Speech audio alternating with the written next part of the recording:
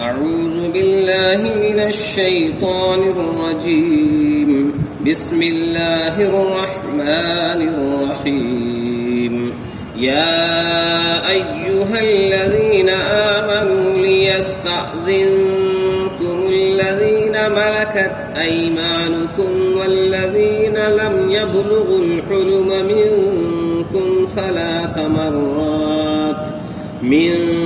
قبل صلاة الفجر وحين تضعون ثيابكم من الظهيرة ومن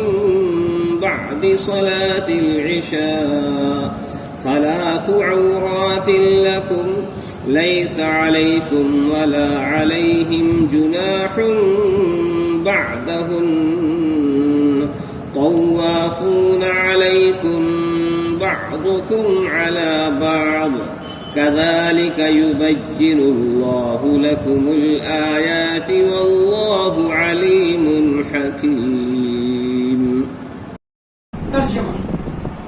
اے ایمان والو، اجازت لے کر آئیں تم سے جو تمہارے ہاتھ کے مال ہیں اور جو کہ نہیں پہنچتے تم میں عقل کی حد کو 3 بار، فجر کی نماز سے پہلے اور جب اتار رکھتے ہو اپنے کپڑے دوپہر میں اور عشاء کی نماز سے پیچھے. یہ 3 وقت بدن کھلے کے ہیں تمہارے، کچھ تنگی نہیں تم پر اور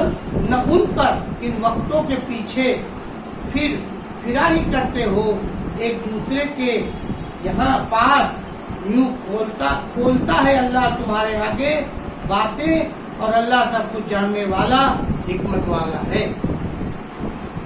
خلاصہ تفسیر: اے ایمان والو، تمہارے پاس آنے کے لیے تمہارے مملوکوں کو اور جو تم میں حد بلوغ کو نہیں پہنچے ان کو 3 وقتوں میں اجازت لینا چاہیے. ایک تو نماز صبح سے پہلے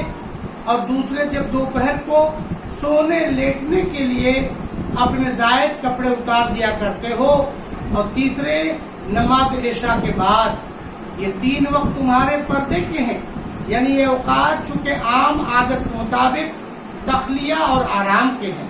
جس میں آدمی بے تکلفی سے رہنا چاہتا ہے اور تنہائی میں کسی وقت اعضائے مستورہ بھی کھل جاتے ہیں یا کسی ضرورت سے کھولے جاتے ہیں. اس لیے اپنے مملوک غلاموں، لونڈیوں اور اپنے نابالغ بچوں کو سمجھاؤ کہ بے اطلاع اور بغیر اجازت لیے ہوئے ان اوقات میں تمہارے پاس نہ آیا کریں، اور ان اوقات کے علاوہ نہ تو بلا اجازت آنے دینے اور منع نہ کرنے میں تم پر کوئی الزام ہے اور نہ بلا اجازت چلے آنے میں. ان پر کچھ الزام ہے کیونکہ وہ بکثرت تمہارے پاس آتے جاتے رہتے ہیں، اور کوئی کسی کے پاس بس ہر وقت اجازت لینے میں تکلیف ہے. اور چونکہ وقت پردے کے نہیں ہیں اس لیے ان میں اپنے اعضاء مستورہ کو چھپائے رکھنا مشکل نہیں. اسی طرح اللہ تعالیٰ تم سے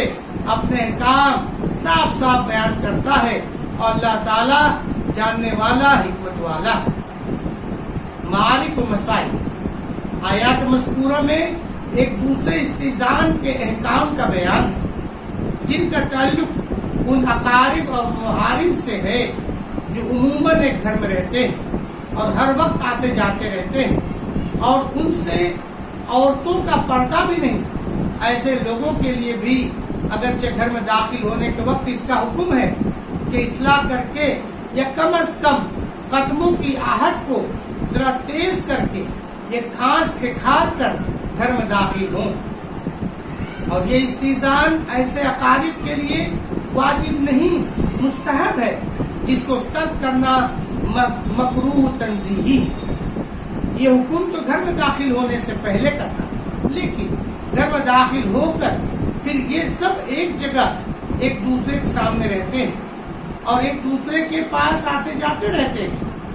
ان کے لیے 3 خاص اوقات میں جو انسان کے خلوت میں رہنے کے اوقات ہیں، ایک اور استئذان کا حکم ان آیات میں دیا گیا. وہ 3 اوقات صبح کی نماز سے پہلے اور دوپہر کو آرام کرنے کے وقت اور عشاء کی نماز کے بعد کے اوقات، ان میں محارم اور اقارب کو، یہاں تک کہ سمجھدار نابالغ بچوں کو اور مملوکہ لونڈیوں کو بھی اس استئذان کا پابند کیا گیا ہے۔ ان 3 اوقات خلوت میں ان میں سے کوئی بھی کسی کی خلوت گاہ میں بغیر اجازت کے نہ جائے، کیونکہ ایسے اوقات میں ہر انسان آزاد بے تکلف رہنا چاہتا ہے، زائد کپڑے بھی اتار دیتا ہے اور کبھی اپنوں کے ساتھ بے تکلف اطلاعات میں مشغول ہوتا ہے۔ ان اوقات میں کوئی ہوشیار بچہ یا گھر کی کوئی عورت یا اپنی اولاد میں سے کوئی بغیر اجازت کے اندر آ جائے تو بسا اوقات وہ ایسی حالت میں پائے گا جس کے ظاہر ہونے سے انسان شرماتا ہے، اس کو سخت تکلیف پہنچے گی اور کم از کم اس کی بے تکلفی اور آرام میں خلل پڑنا تو ظاہر ہی ہے۔ اس لیے آیات مذکورہ میں ان کے لیے خصوصی استئذان کے احکام آئے ہیں کہ ان 3 وقتوں میں کوئی کسی پاس بغیر اجازت کے نہ جائے۔ ان احکام کے بعد پھر یہ بھی فرمایا لیس علیکم ولا علیہم ولا علیہم جناح بعدہم، یعنی ان وقتوں کے علاوہ بھی کوئی مذاکرہ نہیں کہ ایک دوسرے کے پاس بلا اجازت جایا کریں، کیونکہ وہ اوقات عموماً ہر شخص کے کام کاج میں مشغول ہونے اور اعضاء مستورہ کو چھپائے رہنے کے ہیں، جنہیں عادتاً آدمی بیوی کے ساتھ اختلاط بھی نہیں کرتا۔ یا ایک سوال یہ پیدا ہوتا ہے کہ اس آیت میں بالغ مرد و عورت کے استئذان کا حکم دینا تو ظاہر ہے، مگر نابالغ بچے جو شرعاً کسی حکم کے مکلف نہیں، ان کو بھی اس حکم کا پابند کرنا بظاہر اصول کے خلاف ہے۔ جواب یہ ہے کہ اس کے مخاطب دراصل بالغ مرد و عورت ہیں کہ وہ چھوٹے بچوں کو بھی سمجھائیں کہ ایسے وقت میں بغیر پوچھے اندر نہ آیا کرو، جیسے حدیث میں ہے کہ بچوں کو جب وہ 7 سال کے ہو جائیں تو نماز سکھاؤ اور پڑھنے کا حکم دو، اور 10 سال کی عمر کے بعد ان کو سختی سے نماز کا پابند کرو، نہ مانے تو مار کر نماز پڑھاؤ۔ اسی طرح استئذان کا اصل حکم بالغ مرد و عورت کو ہے۔ اب مذکورہ جملے میں جو یہ الفاظ ہیں کہ ان وقتوں کے علاوہ دوسرے اوقات میں نہ تم پر جناح آیا ہے، جو عموماً گناہ کے معنی میں استعمال ہوتا ہے، مگر کبھی مطلقاً حرج اور مذائقے کے معنی میں بھی آتا ہے۔ یہاں لا جناح کے معنی یہی ہے کہ کوئی مذائقہ نہیں اور تنگی نہیں ہے کہ اس سے بچوں کے مکلف اور گناہ گار ہونے کا شبہ ختم ہو گیا۔ مثلا آیت مذکورہ میں جو الذین ملکت ایمانکم کا لفظ آیا ہے، جس کے معنی مملوک غلام اور لونڈی دونوں پر حاوی ہیں، ان میں مملوک غلام جو بالغ ہو وہ شرعاً اجنبی غیر محرم کے حکم میں ہے، اس کی آقا اور مالک عورت کو بھی اس سے پردہ کرنا واجب ہے۔ اس لیے یہاں اس لفظ سے مراد لونڈیاں یا مملوک غلام جو بالغ نہ ہو وہ ہے، جو ہر وقت گھر میں آنے جانے کے عادی۔ ابن کثیر نے سند بسند ابن ابی حاتم میں نقل کی ہے کہ حضرت عبداللہ بن عباس رضی اللہ عنہ نے فرمایا کہ 3 آیتیں ایسی ہیں جن پر لوگوں نے عمل کو چھوڑ ہی دیا ہے۔ ایک یہی آیت استئذان یعنی یا ایھا الذین آمنوا لستانکم الذین ملکت ایمانکم، جس میں اقارب اور نابالغ بچوں کو بھی استئذان کی تعلیم ہے۔ دوسری آیت وَإِذَا حَضَرَ الْقِسْمَةُ وَأُولُو الْقُرْبَى ہے، جس میں تقسیم میراث کے وقت وارثوں کی اس کی ہدایت کی گئی ہے کہ اگر مال وراثت تقسیم کرنے کے وقت